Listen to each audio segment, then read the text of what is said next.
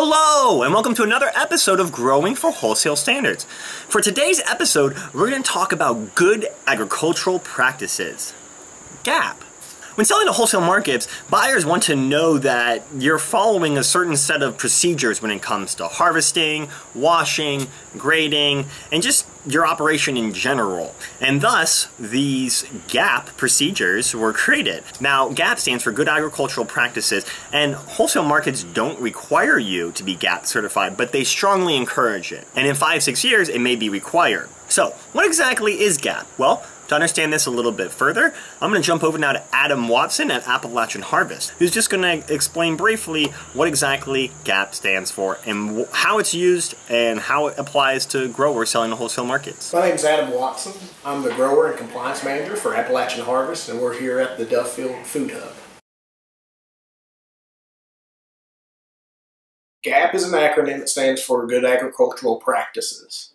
And that, of course, in itself is kind of a broad phrase. But when we're talking in conjunction with produce, what we're actually talking about are best practices that are utilized to minimize the likelihood of microbial contamination and foodborne illness associated with fresh produce. So it's about making sure that the produce that producers are producing is as safe as possible. In my opinion, any grower, whether they're going through farmers markets, through an aggregator such as Appalachian Harvest, or even directly to distributors, should all be implementing and follow good agricultural practices, because it's about creating the safest product possible. If you're going to be selling through our aggregator, Appalachian Harvest, you are required to have a G.A.P plan implemented on your farm. And the majority of growers must actually be G.A.P audited.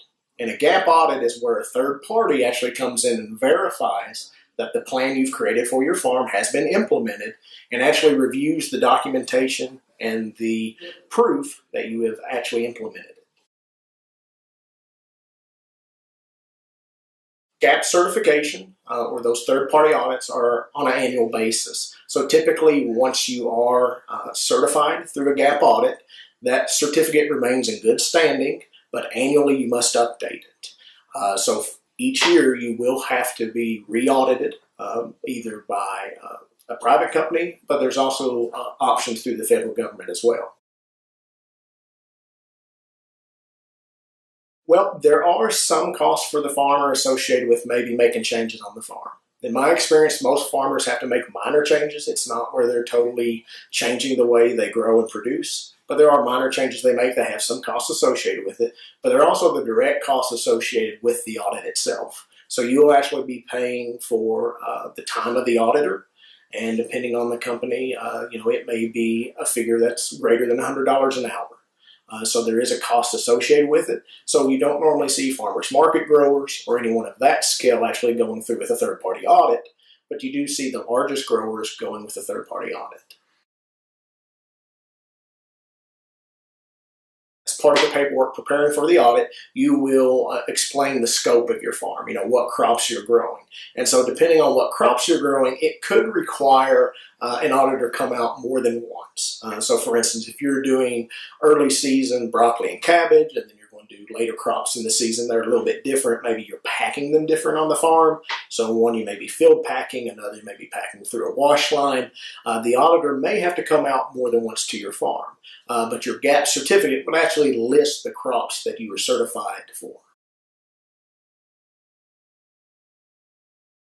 There is the possibility whenever you have a group of farmers that are commonly marketing together, so co-op groups, or for instance with Appalachian Harvest, there's a growers group where you can actually reduce the costs associated with the audit, because again, you're paying for the auditor's time.